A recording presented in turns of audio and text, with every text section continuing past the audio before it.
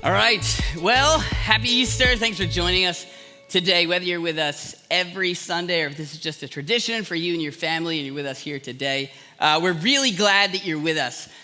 Today, in the time we have together, what I want to talk to you about is the power of a moment, or the power of moments.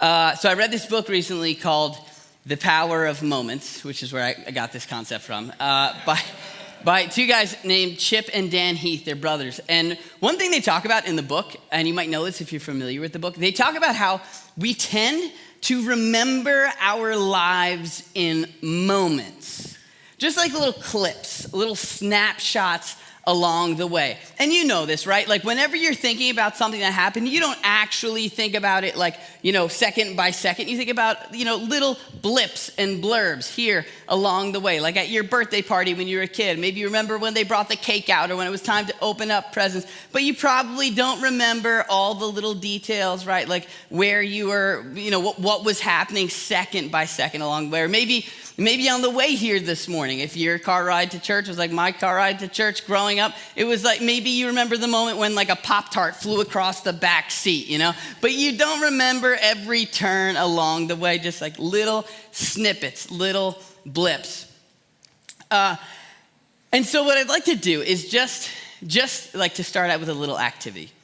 What I'd like you to do is think about a moment in your life. A moment you remember, a big moment. Maybe we can even say like a defining moment. A moment in your life like from which there is a before and an after.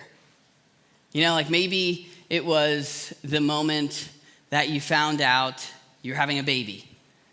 Or when you got married, when you said your vows. Or when he said yes, or she said no. Like, just think about a moment, big moment for you. What's interesting about these moments? While over time, the facts of a moment can get blurrier and blurrier, we almost never forget the feelings of a moment, right? Like you may not remember all the details of, the day you got accepted to the school you wanted to go to. You may not remember what envelope it was in or what the color was but you remember the feeling of knowing you got accepted. You remember the feeling of, what it was like when you made the team. Or you remember the feeling of when you got back. You may not remember all that, but because feelings have the power to stick with us, especially in our defining moments, in the timelines of our lives. So where am I going with this, right? Like, why are we talking about this in church? Easter. What we're celebrating here, the whole Easter story, the idea of Jesus dying and then being buried and 3 days later coming back. That was a huge, huge defining moment in really the history of the human race. Like it literally did become a point on our timeline from which there was a before and an after, right? We've got like BC and AD because of whether you believe it or not, whether you buy into it or not, like it really did make a difference for the human race. But it also was a defining moment in the lives of Jesus's closest friends. There were these guys that followed him around everywhere. They were called the disciples. They were basically like his students, and they became really, really close with him. And for them, the whole idea of the Easter story, it was a defining moment. A huge, huge moment where the directions of their lives totally changed. And Jesus, his whole idea, and we knew this from really like we're told this from the beginning of the story almost, that Jesus wanted to start this movement and he was going to hand off the whole enterprise to these guys. And so he tries to prepare them for what's going to happen around Easter, the fact that he's going to die and then come back to life. And what's interesting is that he takes the facts approach and the feelings approach. Like these guys, these disciples, they were great guys. You know, they did a lot of cool things, took a lot of steps of faith. They really had some pretty neat accomplishments, but they weren't like the quickest learners.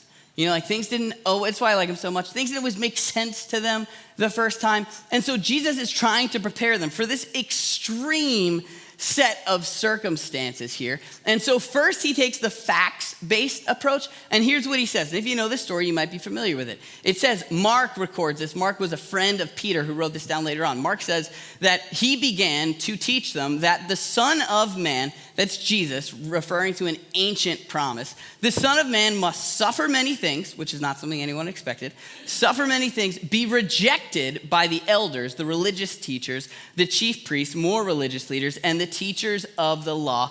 And then what's going to happen? Well, that he must be killed, and after that, 3 days later, rise again. So there it is. He was teaching them, all right, look, guys, this is what's going to happen. This is how it's going to work. This is what I'm going to do. It might not be. And every time he told them, they were kind of like, where's he going with this? Like, is this some like sometimes they were sad. They didn't, it never really quite made sense to them. But then he tells them how the Easter story will make them feel. And he gets a little bit of traction. Now let me stop for a second. If you're somebody who's not like all that jazzed about being in church on Easter, right? Like I get that, I've been there. Or you don't really get that excited about the whole idea of God and church and organized, and I get that. But my hope for you is that if you look at this whole idea of the Easter story through the lens of how it was supposed to feel, it might, if you're like me, it might just change the way you see it a little bit, right? So he gives them the facts approach, and then he gives them the feelings-based approach, and here it is. This is the very last time he tells them what's gonna happen. They're eating a meal. Jesus has done some crazy things. He just washed their feet. Like there's some pretty interesting things happening. They celebrated the Passover dinner, and for the last time, he's like, all right, are you ready? Here's what's gonna happen, and here's the feelings-based approach. Here's what he says. He says, okay, let's make it real simple. He says, okay, in a little while, you will see me no more. I'm ready? And then, after a little while, you'll see me. Like, okay, you know, like they're making it real simple, but no, apparently not. These guys, they reply, here's what happened. It says, at this, some of the disciples said to one another, what does he mean by saying, in a little while you'll see me no more, and then after a little while you'll see me? The next several verses are just like all confusion. They're like going back and forth. It's very wordy. Jesus recognizes that they don't get it, and so he steps. He's like, okay, let me tell you. Ready? Feelings. This is how it's going to feel. He says, very truly I tell you, like pay attention. You will weep and mourn. Deep, deep sadness. Well, it seems like everyone else is celebrating, while the world rejoices. He says, you will grieve, but your grief will turn to joy. And then he gives this metaphor, like to try and break it down, try to help them understand. He gives a metaphor of a woman giving birth, which is a pretty big metaphor, like given that he's a single guy, right? But he tries to explain it like this. Like, you know, when a woman is giving birth, there's this anguish, there's this struggle, there's this really hard period of difficulty, right? But when the baby comes, that joy, he literally says, makes her forget the anguish. The joy is so intense of seeing that child. It overshadows all the sadness, all of that. The joy will do that for you. And then he says, so it is with you. Now is your time of grief. He's about to go and die. This is his last meal, the Last Supper. He's about to be crucified. Now is your time of grief, but I will see you again, and you will rejoice. And he says, you ready? He says, no one will take away your joy. No one.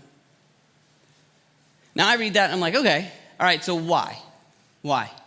Like, why the sadness and then extreme sadness, then extreme joy? Is it just that they liked him like a lot? They're really good friends, and so he dies and they miss him so much. And then he comes back and they're happy he came back? Like, is that why sad and then happy again? There's so much more to it than that. In fact, Jesus actually goes away after another little while, or it's like a medium while. He goes away again, and that time they're not upset. No one steals their joy. You see, like when Jesus was walking the earth, he said some crazy things. Like he made real big promises. He talked a pretty big game. He showed up and he was like, are you ready? Maybe some of you haven't heard this before. He said, I came to give life to the full. Life itself, like a quality of life that is rich and attractive. He tried to change the way they thought about life. He also tried to change the way they thought about their everyday struggles. He claimed to be the solution to the things they face on a regular basis. Things like guilt and shame and fear and uncertainty. Like guilt, like that thing you think about that's in your past that you just don't want to come up. You hope you never see them. You hope it doesn't come up in conversation or nothing. It's like that. He claimed to have the answer for that. Shame, that feeling of just never being enough, never measuring up, never being good enough or thin enough or tall enough or strong or a good enough mom or just never being. He came to be and claimed to be the solution to that. Fear, like think about that. How much fear he said, you don't have to fear. He claimed to be the solution to uncertainty in the world, to the fact that we don't know what tomorrow will bring. He talked a pretty big game. And on top of all of this, he changed the way that people think about God. Like maybe you could relate to this a little bit. In that culture, they lived in this like rules-based, legalistic society, and they saw God as this big, angry, power-hungry dictator who gets to make the rules and tell us what to do. Like we're like pawns on his chessboard, and watch out because he's gonna get you if you step out of line. They saw him as this big, angry judge. And Jesus is like, no. I want you to see God as a father. And in one of his most like moving teachings, he's like, like he speaks to the parents. He's like, how there's an ache within you? You know how badly you want to give your kids good things? When they ask you for something, like how badly you want to give that to them. You want to see them thrive. You want them like to have the best. Like that's what God wants for you. He says, if you, like with all your issues, could want that for your kids, how much more would a God who claims to be a perfect, loving father, how much more does he want that for you? Not so much he wants something from you, but what he wants for you. It's like, that's how I want you to see God. And so people who were nothing like Jesus flocked to him by the multitudes. He was like Justin Bieber famous, like couldn't walk outside without being swarmed by a crowd because people hung on every word that he said. He made some crazy, crazy promises. And on top of all this, like he claimed to be the solution. He's like, if that deep empty feeling within you, that desire, like I still haven't found what I'm looking for. Like if you want to call that a hunger, I'm the bread to that hunger. If you want to call that a thirst, I'm the water to that thirst. If you want to call that a sense of darkness, I'm the light to that darkness. If you want to call that a weariness within you, I'm the rest for your soul. It's like he claimed to be the answer. And so people just came and followed him like crazy. But here's the thing, and here's where they ran into some issues. Because he claimed to be the answer, when he died, the movement died with him. They're like, that's it. As soon as the thing like started to tank, all of his followers were like, we're out of here. The guy who was supposed to lead it was like, I don't even know him. You know, like with some movements, when the leader dies, the followers, they like carry the torch. Not these guys, they were like, we're done. They had put all their eggs in that basket, all of them. They were so attracted to, like they gave up their careers, their plans. They're like, we're with this guy. And when they see him, though he warned them several times, this was how it was going to happen. When they see him like dragged away like a criminal and then beaten and just utterly humiliating, like there was no dignity about being hung on a cross. He was probably naked. He was beaten to the point where it would have been hard to even reckon. It was the most humiliating way to die. It was the way the Roman Empire showed the world not to mess with Rome. And he, like this guy who claimed to be there he is just looking like a fool hanging on a cross. And it was so brutal that even though he said, remember we just read it, even though he said, in 3 days, I'll be back in 3 days. They're like, no way. Somebody who claims to be the savior of the world, the hero, he wasn't in control of that situation. And so there was this deep, deep sense of hopelessness. The followers, they went into hiding. They're like, what do we even do? They mourned, they grieved. But 3 days later, he came back. I heard one person say, like, he told them this so many times, there should have been a countdown outside the tomb, like 10, not like waiting for sunrise on the third day. But there was no one there. In fact, we know, like Luke, who came after Jesus, who wrote everything down for us to read, he's like, who tells a story about guys who knew. They knew he said he was coming back in 3 days, but they're like, no, like they didn't even want to go check. And so on the third day, there are these ladies that go out to like put herbs and spices on his body to like make sure he has a nice burial. They're not expecting him to not be there. And they claim that they saw him, that the tomb was empty and he was actually there. So they go back, they tell some people, if you know the story, Peter and John, they go running. It says when John sees, he believes. Peter goes in, there's nobody in the tomb. They're like, what's happening, right? And then John tells us. And he uses some very intentional language. He wrote what we just read before. He uses very intentional language to help us make the connection. Here's what it says. 3 days later that night, Jesus came and he stood among them. Like they were in a room, he was there with them. And he says, peace be with you. Now, like if you're used to that phrase, you probably heard it in church, when you shake hands with the people around you, right? No, back then this was like saying hello. This was a normal greeting. And so he shows up, he's like, hey, it's me. I'm here. After he said this, he showed them his hands and his side. Like you saw where they put those nails, you saw where they stabbed me when I was killed. And then here's where John uses that super intentional language. He says, the disciples were overjoyed when they saw the Lord. Like in a moment, their grief turned to joy. Why? Not because they missed him. Not just because he pulled off something really cool, but because in doing that, he validated everything he said. Like those things they were struggling with before, like, okay, did it really mean that? Like all of a sudden, like put a stamp of validation on it. Like, okay, he really must have come to give life to the full. If he's gonna predict his own death and resurrection and pull it off, he probably meant what he said about everything else, right? When he talked about all of a sudden those daily issues that they struggle with on a regular basis, guilt, shame, fear, like all of a sudden there's something to that. The whole idea of God being a father who like really wants the best that must be true. You can't just pull something off like that. It validated everything that he said. And so they were filled with joy that could not be taken from them. Joy. So that's how the Easter story was supposed to feel for them, right? Let me ask you a question. When you think about God, church, Jesus, Easter, the Easter story.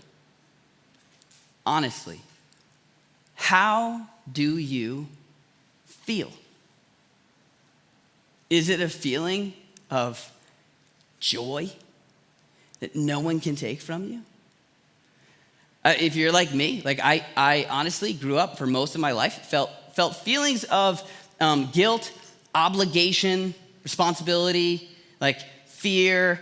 I did not like going to church, didn't like going to church on Easter. I felt like it was a built-in punishment for eating candy for breakfast, right? It's like you have to pay your due. You're gonna eat Peeps for breakfast? Well, now you're gonna go to church, right? And then you would go to the kids area and just, until I crashed from my sugar high and then I go back to my parents, right? I just didn't like it.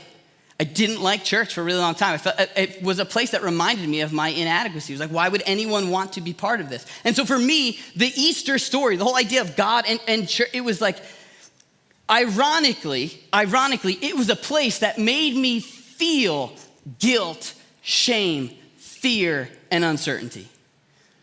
The place that was supposed to offer the solution to guilt, shame, fear, and uncertainty, in some places, and maybe you've experienced this, like has actually leveraged those things. Oh, you better do this, or you're just never gonna quite make it up to God's standard.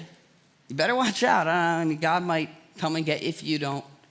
Actually leveraging those things instead of being the solution for it. One of the most liberating things that I've learned, like when I wanted to go find these things out on my own, Jesus also taught that often religious communities do a pretty bad job of representing a really good God. In other words, like maybe for you, if you're keeping all of this at an arm's length, like not for me, right? Like maybe the version of Christianity that was presented to you is not the one that Jesus presented to the world. Maybe it's been twisted and shaped and molded by imperfect, maybe even well-intentioned people. But before you is this concept that nobody really likes. And so my suggestion for you, at least if this is true, is that if you don't hear that story and go, whoa, that's pretty neat, maybe the version that was presented to you is not a good version. In fact, I would suggest that here in our area, the biggest obstacle to people wanting to know who God is and who Jesus is, it's not that they don't think it's real, it's that they don't think that it's good. And so they don't want it to be real. At least that was my story. I'm not getting into that. Who wants to be part of that? Who wants to go to a place where all of a sudden people are gonna start making me feel bad about myself? But what if it's real? What if Jesus really did come to give life to the full? What if he meant it? What if that guilt that you carry about the stuff you don't want to think about or talk about, the stuff that makes you feel like God must, what if like Jesus came to be the solution to that, to take that from you? That shame, the feeling of I'll never be a good enough mom, never be a good enough dad, never be a good enough teacher, student, boss, employee, son, daughter, person. What if Jesus came to be the solution to that? What if he wanted to take your fear, your uncertainty, to not necessarily give you the answers to the future, but at least put you in a place where you're like, you know what, I think maybe I can trust him. I have some peace. What if God really isn't this angry, being up there that wants us to sing to him and just waits for us to step out of line and drop the hammer on us? What if he really is a father who wants the world for you? And what if the cross, like what so many of us wear around our necks, what if it's not just a religious symbol? What if like back then it wasn't just a symbol of humiliation for what the Roman Empire would do to someone? What if it was an expression of just how far God would go for you? What if it's real? What if it's real? My son, his name's Logan, he's 5 years old. You probably see him downstairs like running around and screaming. I like to bust his chops. So whenever I'm eating something that, doesn't really taste that great, sometimes I'll be like, hey, pal, come try this, and I'll slide it to him. And then a few times I'll get him. But he's catching on. And not too long ago, I had this dessert. I honestly don't remember what it was. It might have been a donut, some pastry, something that didn't look like a normal dessert. And I was like, hey, Logan, try this. You might like it. And I meant it like a good dad. Here's something good. Try it. And he just wouldn't touch it. He was like, no way. Like, I've been burned too many times. And my daughter, who's a little older, knew that it was good. And she was enjoying watching him not take it. But I'm like, no, just try it. Really, really, not this. Like, really, really, you're going to love it. Like, really, but you just got to try it. You just got to taste it for yourself. Often, those followers of Jesus, when they wrote for us, like later on, this is their tone. Like, just try it. Just try it. Like, I urge you. If you know Paul, I urge you. All right, John, who wrote all this is the verse we read today. He wrote it when he was an old man. He could have been out there like taking a nap or playing golf or whatever. But he's like, I wrote this so that you would believe. Like, this is so good. I want this for you. And so what if it is? I'm going to ask the band to come back up here and we'll wrap up. When Jesus was interacting with people on a regular basis, especially early on, before he developed this reputation, people had their reservations about him, as I think most reasonable people would, with the things that Jesus claimed. And he would just say things like, come and see. Just come. Like, you don't have to sign on the dotted line. You don't have to pay anything. You don't have to give your life away. You don't have to just come and see. He would say literally, follow me. Not like follow me on Twitter or on Instagram, but just literally come, be with me and watch. And if this isn't what you thought, then bail. Like, if this isn't for you, then but just come. And you've heard the phrase leaps of faith. Like, very often he invited people just to take some small steps. And so today, Easter Sunday, what I want to invite you to do is to take a small step. Not to make some grand commitment, not to sign on a dotted line, not to pay anything, not to give anything away or take any course or any but just to take a small step. And if you decide this is not for me, people are crazy, not my scene, well, that's fine. But maybe there's something that is so good that's right in front of you. But because you've been burned so many times in the past, you want nothing to do with it. Maybe it's better than you thought. We're doing something this Wednesday. It's called I Said This, You Heard That. It's about communication and how our wiring affects our communication. What if you all right, I'll just go. Sit in the back, won't talk to anybody. I'll just come and see. Maybe there's something for you. Next week, next Sunday morning, we're starting something called It's Complicated. We're talking about relationships. Maybe there's something, no matter what you believe, what your background, maybe there's something for you. Maybe you come and see. And maybe for you, though it may not seem like it right now, maybe the decision to take a step could be a moment on your timeline. A moment where maybe you look back and see a before and an after.